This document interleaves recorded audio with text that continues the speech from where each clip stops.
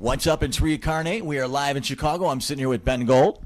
Yo, what's up? How you doing? Wonderful. How about yourself? Yeah, good, thanks. I heard you're getting ready to go look for some sushi. I am, yeah. There's a really nice chain I like, actually, called Sushi Samba, but it's shut in this town. There's only about 6 in the world, but this one's shut, which is a shame, so I need to find another one. I'm sure I will. What's your favorite kind of sushi? What do you like? I like sashimi, and I like most of the rolls, but the colds, the raw fish, really, the hot stuff. When I first started going to sushi, like the katsu curries, or that was kind of my, and the wagyu beef. But yeah, now I just I'm like, look, raw, keep it raw, and yeah. So when you're on the road, how healthy do you keep it? On the road, it's hard. I try and eat as well as I can. When I'm at home, it's quite strict. I eat every 3 hours from the moment I wake up, and then 9, 12, 3, then work out about 5, eat again at 6, smaller dinner, and then that's how I do it. But again, it's when you're on the road, it's tough. I find it a lot harder, especially airports, hotels. Yeah. But you got to eat, right? Yeah. Okay, on that note, I know that you have a new record label. The artists that are with your record label, do you make them maintain a certain level? Well, it's a relatively new record label. In fact, actually, we've only had 2 releases. What is it called? It's called Goldrush Recordings, and I started it at the end of the summer in collaboration with Armada Music. We had a first release out, which was my single with Christina Novelli, which was #1 on Beatport, which is a good start. And it is a good start. Yeah, it's a good start, and I'm building the identity for it. It has to have a certain sound. What do you look for? What is that sound? The melody. I'm a melody man, and if I remember it, if I'm humming it, then it's good. I put something out on Facebook, on actually all my social media platforms, just saying, look, any new guys who has material, this is the email address. Fire me over some stuff, and it was overwhelming how much stuff I got, actually. And I think out of the bunch, we signed 3 records, which, okay, doesn't sound that much, but when you're getting about 80, 85 promos, I try and A&R or get back to all of them and with give them feedback. And some guys, we went a bit further. We had some Skype calls and then suggested some changes, but sometimes it works, sometimes it doesn't work. But I want the label to be about new talent as much as established talent. And I'm really excited, actually. I didn't foresee the label opportunity at the beginning of the year. It was just presented to me. But yeah, I'm really enjoying it. It's good fun. So you had one of the biggest names reach out to you. Paul Oakenfold reached out to you. And is this like your way of paying it back, coming full circle? Yeah, I guess. I was 17 when I went on tour with Paul Oakenfold. He did a UK... Crazy. Yeah, he did a UK tour, and I saw him. I got into a club. I was underage, but I got in, and I asked him for some parts for a track that he signed to Perfecto, and he said, "Look, I can't get them to you." So I was like, "Don't worry, I'll recreate them." And I recreated all the parts, and then I sent him this remix, and he was just like, "Look, this is really cool. I want to sign you to Perfecto," and that was kind of where it started. And then we went on tour. We did like 5 dates in 5 days. Up and down the UK. It was really good fun, It was the guy's a legend, so it was good to be in his company as well as being on the same stage as him. So prior to going to Ibiza with your buddy, what was it that you wanted to be? Like a fireman, or was there anything that, like when you were a kid, that you had aspirations to be? Not really. Not really. I enjoyed soccer, football. I played all through my youth. I played semi-professional for a season, but I wasn't cut out for it. It demanded way too much, and it was just as I was getting into music. So, getting up on a Saturday morning to go and play soccer, football was not ideal. I wanted to go out on a Friday night and go and listen to Armin and Tiesto, Paul Van Dyke. I enjoy cooking. I enjoy cooking nowadays, but I don't know if I ever had the skill required to make it as a top chef. But I think I was made I think I was wired to be a DJ or be in the music industry in some shape or form. Sounds to me like you might have a sushi restaurant pretty soon. Well, yeah, maybe I need to get that on the sideline, like sideline business. Okay, you said that you put on all your social networks where people could send you the music. Can you just let our viewers know where they could send music to you if they wanted to get on your label? Absolutely. As long as it's trance, send it to promo@bengalmusic.com. I get back to everyone, I can try and give as much feedback. Just allow a few days if I'm traveling, etc. But I really want to hear it, and if I can help push it out, then I will. Okay.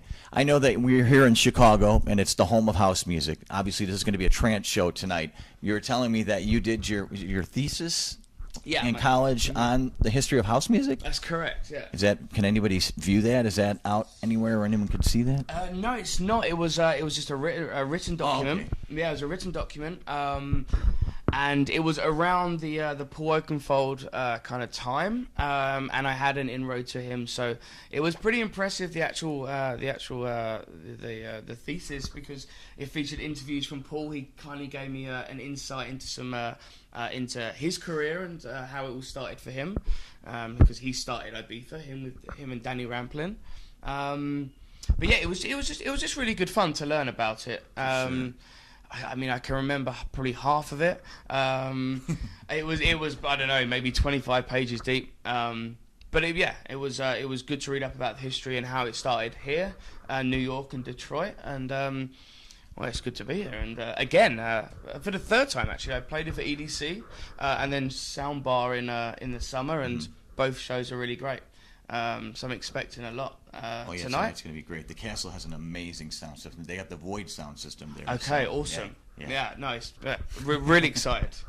Castle, they love trance. So you're going to have the Chicago flags will be up. It'll say Trance Family Chicago right there. Well, funny enough, actually, two members of the Trance Family of Chicago, they entered a competition that I run when I gave away tickets for EDC in London that I played this summer. And and I said, guys, look, if you can get a flight, because the flights aren't included, they were like, no, if we get the tickets, we'll fly over. So they flew over to the show, and they came all branded up Chicago Trance Family. So I'm really excited to see them again. Awesome. Very passionate, Who are the artists that you signed to your new label? So I've signed this this young guy from Russia. His name is Alexander. His artist name is Make One. I first heard his record, his first record on a label, Levitated Music. I got the promo, and it just jumped out. It was doing a weekly radio show. I listen to as many promos as I can. I don't want to repeat any music, so I go searching, I go digging, and I found this guy, and I played it twice on my show. Then I put it into my live sets, and it was just really working. So I got in contact with him. I said, look, if you have any new music and you're interested in releasing on my label, then I'd love to hear it. 3 days later, he sends me a new track. I'm like, look, dude, this is great. Just a little bit of A&R work. We went back and forth with some ideas, and he delivered a really good record. So I signed one of his. Also signed a Lee Osborne record. He's a guy, one of my buddies from London. But I really like his sound. Again, he's a melody man. Solace and Sean Truby are a duo from the UK. Who I've been playing their music for 2 years already. They have their own label, so it's quite tricky to kind of get them on mine. But I've said to them, as and when you come up with something, please send it over. And there's a few other guys I can't mention at the moment because we still haven't signed contracts. But I've been playing their records. I've been playing these records in my sets for the last 2 weekends, and they'll feature in every show that I do on this North America tour. So all you guys, all you train spotters, the IDs, keep your ears out because there's going to be a few of them. What do you like to do to decompress? Gym, relax, watch soccer, play Xbox. What games do you like to play on the Xbox? FIFA. Yeah, it's true. I bought the Xbox just to play. That's the only game I own. I tend to smash it for about 3 months when the new one comes out. and then I don't play it for like 9 months, and then the new one comes out again, and then I smash it for 3 months. What's your gamer tag if people want to play with you? I've actually I don't play online anymore. Oh. I used to, and funny story about that actually. I gave it out online, and I played a bunch of people, and you know, won most of my games. And then this one kid I played, and he completely annihilated me. I'm like, okay, look, we have to do a rematch. He was like, yeah, okay, I'm cool. Rematch, boom, just completely finished me again. And then I think I did one more, and yeah, anyway. And then I was doing a show in Toronto, and I had some guys film the event, and they came to the hotel, like you guys, and we were discussing them, and they brought a guy with them, and hello, how you doing, nice to meet you. And he said, oh, we've met before, actually. I'm like, okay, my memory's not that great, sorry. He said, no, we met online. I'm like, okay. He said, yeah, I beat you at FIFA. And I'm like, you're the guy. Yeah, I couldn't believe it. He just walked straight into my hotel room and was just like, dude, I beat you 3 times. Like, how you doing? I'm like, you know, That's fair play. Yeah. What's next after Chicago? Where are you headed? I go to New York tomorrow. I have a week in New York. I'm going to get some studio time done.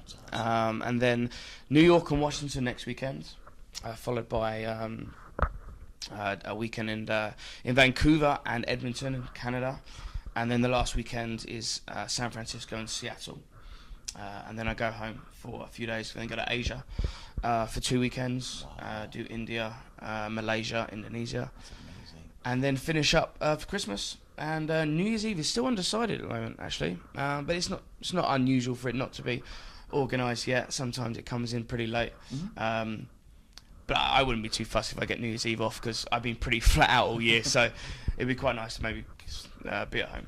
Jumping back to your week in New York, are you going to be working with any collaborations while you're there? No, collaborations are... I actually saw that you prefer to just have people send you stuff and you just work on it on your own instead of actually... Yeah, sometimes I find when especially when there's 2 people in the studio who know how to use the program, it can be quite tricky. One person wants to jump in, the other... I know I do anyway, and everyone has their own way of working, and if you see someone doing something, you're like, oh, there's a quicker way I can show you. Then maybe you just kind of lose the creative flow. But I haven't really done that many collaborations. I've done 2 with Gareth Emery. One we did at my studio, one we did at his studio. We used different sequences.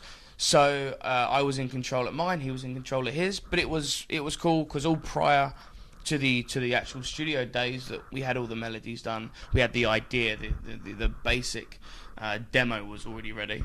And then with Tritonal, the American US guys, we done both of our collaborations over Skype.